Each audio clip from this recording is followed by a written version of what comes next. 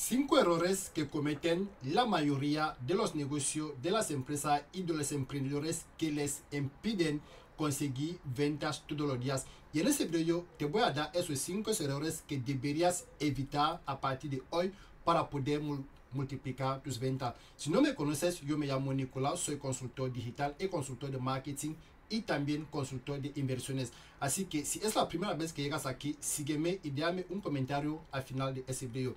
Uno de los primeros errores que hace la mayoría de la gente a la hora de hacer el marketing de su producto o servicio es que no usan las estrategias efectivas que siempre han funcionado. Estamos en la era de la inteligencia artificial, estamos en la era de la automatización, pero antes de usar esas cosas avanzadas, es importante que tengas el dominio de las cosas básicas. Así que para captar la atención de tu potencial cliente, necesitas solucionar este error, que es usar lead magnet. Un lead magnet es básicamente lo que vas a ofrecer a tu potencial cliente a cambio de su correo electrónico y de su número de teléfono.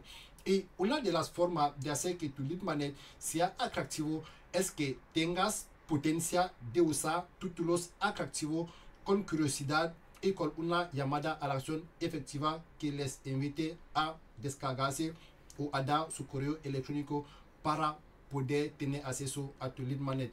Siguiente paso es la landing page, ¿vale? Es importante entender que para poder desarrollar una estrategia de negocio efectiva, lo que te ayudará a conseguirlo es que uses herramienta que llamamos una landing page. Una landing page es una página con un solo objetivo, que es captar el correo de tu potencial cliente o su número de teléfono, y solamente esto.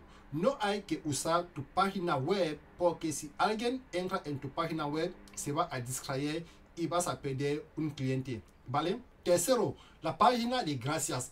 Este es un error que hace la mayoría de la gente. Tu página de gracias, yo la llamo la página de dinero, porque una vez que has captado el contacto de tu potencial cliente, la página siguiente es la de gracias, y allí tienes la posibilidad de venderle cualquier cosa, porque si una persona ya se ha descargado lo que has dado o ha tenido acceso a lo que ha dado, un video, un informe, una prueba de algo, esta persona está en movimiento, está en el mood de comprar lo que tengas. Por lo tanto, es el momento de proponerle que te compre esto directamente, y no hay mejor lugar que tu página de gracias para poder dar acceso a esta cosa.